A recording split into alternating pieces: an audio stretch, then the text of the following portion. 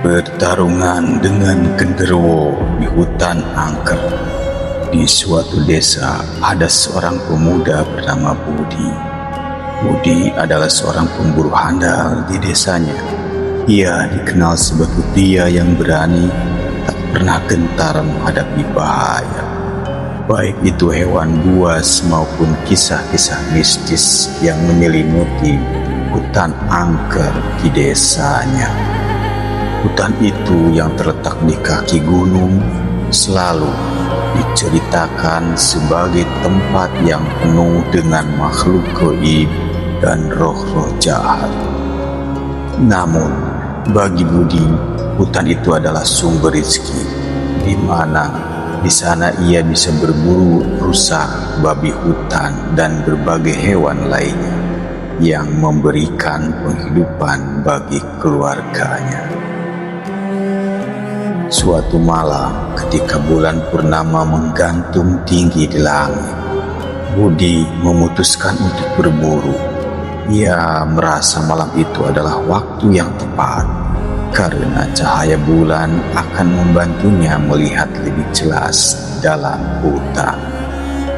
Ia membawa serta senjata andalannya, sebuah pisau panjang yang tajam dan busur panah dengan anak panah berujung besi.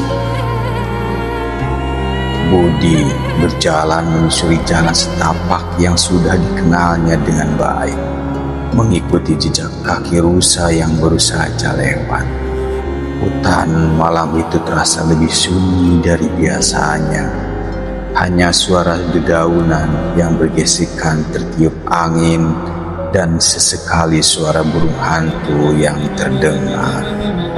Namun, ketenangan itu segera berubah ketika ia merasakan kehadiran sesuatu yang tidak biasa. Udara tiba-tiba menjadi dingin dan berat, seolah-olah ada sesuatu yang mengawasinya dari balik pepohonan. Ia berhenti sejenak, mengatur napas, dan mendengarkan dengan seksama. Di kejauhan, ia mendengar suara langkah berat yang mendekat. Langkah yang tidak mungkin berasal dari hewan biasa. Dengan hati-hati, Budi mengambil pisaunya dan bersiap untuk menghadapi apapun yang datang. Ia menoleh ke segala arah, berusaha mencari sumber suara tersebut. Namun, yang ia lihat hanyalah kegelapan dan bayangan pepohonan. Tiba-tiba, dari balik semak-semak muncul sosok besar dengan mata merah menyala. Genderuwo itu berdiri tegak, tubuhnya yang besar dan berotot mengancam dengan kehadirannya yang menakutkan. Bulu-bulu besar menutupi tubuhnya, sementara gigi-giginya yang tajam mengeringi dalam kegelapan. Tanpa pikir panjang, Budi menyerang genderuwo dengan pisaunya.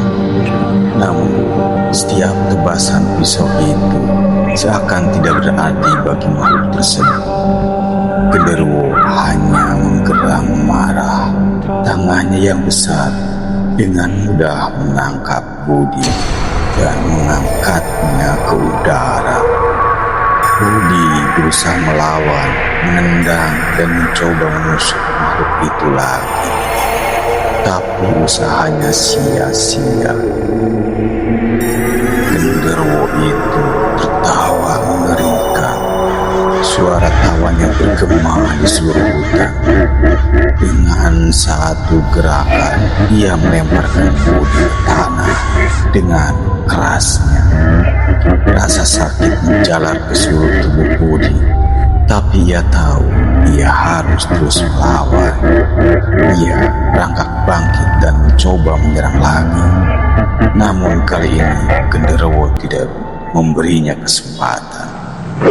Makhluk itu meremukkan tubuh Budi dengan cengkraman kuat, membuatnya terjatuh tak berdaya.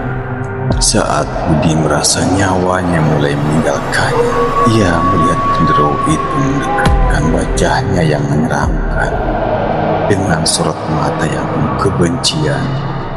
Genderuwo membuka mulutnya lebar-lebar dan menelan roh Budi.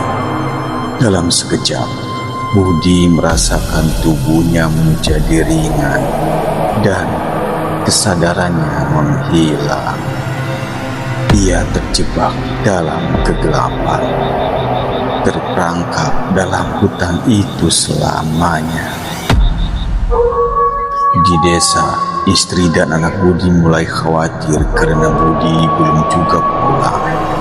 Pagi harinya, mereka mengumpulkan beberapa penduduk desa dan memutuskan untuk mencarinya. Mereka menyusuri jejak yang biasa dilalui Budi, berharap menemukan tanda-tanda keberadaannya. Ketika mereka semakin dalam masuk ke hutan, suasana menjadi semakin mencekam.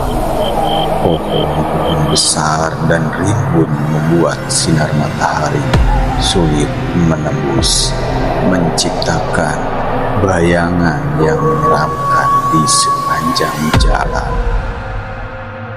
Setelah berjam-jam mencari, salah satu penduduk desa menemukan jejak darah di tanah. Mereka mengikuti jejak itu hingga menemukan tubuh Budi yang tak bernyawa di tengah hutan. Tubuhnya tergeletak dengan luka-luka yang mengerikan, seolah-olah ia telah bertarung dengan sesuatu yang sangat kuat dan jahat. Mata Budi terbuka lebar, tetapi tatapannya kosong, seperti sudah kehilangan jiwanya. Penduduk desa membawa tubuh Budi kembali ke desa dengan penuh duka.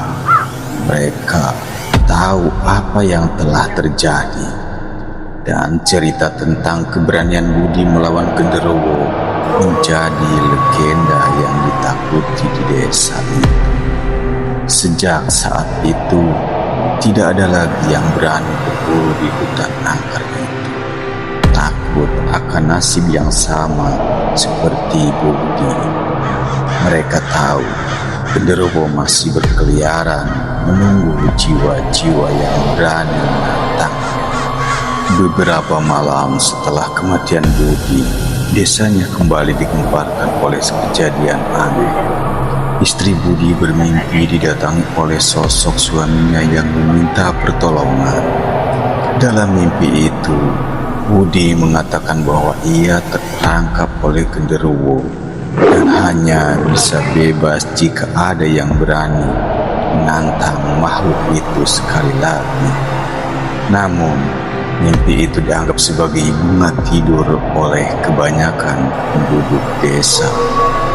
Meski beberapa yang percaya merasa ngeri dan tidak tahu harus berbuat apa.